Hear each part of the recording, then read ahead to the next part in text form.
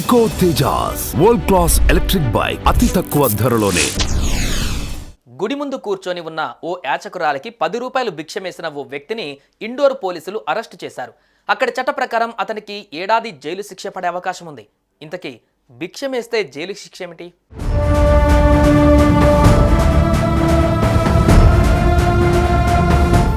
దేశంలో చాలా మంది భిక్షగాళ్ళకి స్థిర చరాస్తులు ఫుల్గా ఉన్నాయన్నది కొంతకాలం కిందట ఓ సర్వేలో వెల్లడైంది. వాళ్ళకి ఇంటి అద్దెలతో పాటు బ్యాంకుల్లో ఫుల్గా డిపాజిట్లు ఉన్నాయని తేలింది.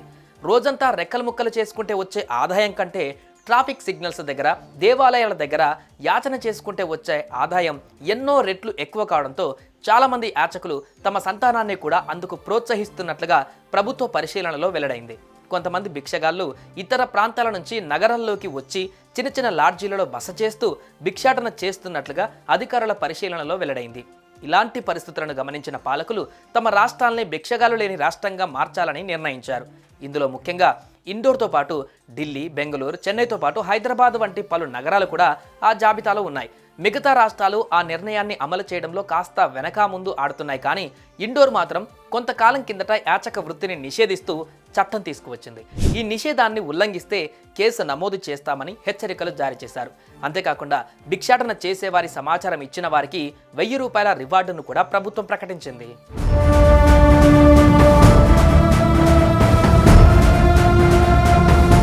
ఈ నేపథ్యంలో ఇటీవల ఓ వ్యక్తి ఇండోర్లోని ఓ ఆలయానికి వెళ్లారు. దైవ దర్శనం చేసుకుని తిరిగి వచ్చే సమయంలో ఆయనకు మెట్ల దగ్గర కూర్చొని ఉన్న ఓ యాచకురాలు కనిపించింది. జేబులో నుంచి 10 రూపాయలు తీసి ఆమె చేతిలో ఉంచారు. ఇది ఆలయం వెలుపల ఉన్న సీసీ కెమెరాల్లో రికార్డు కావడంతో ఆ వ్యక్తి మీద భారతీయ న్యాయ సంహిత సెక్షన్ 223 ప్రకారం ఎఫ్ఐఆర్ నమోదు చేసినట్లు పోలీసులు వెల్లడించారు. నేరం రుజువైతే అతడికి ఏడాది పాటు జైలు శిక్ష కూడా పడే అవకాశం ఉంది. లేదా 5,000 వరకు జరిమానా లేదా రెండూ విధించే అవకాశం కూడా ఉన్నట్లుగా న్యాయ నిపుణులు మీడియాకు వివరించారు.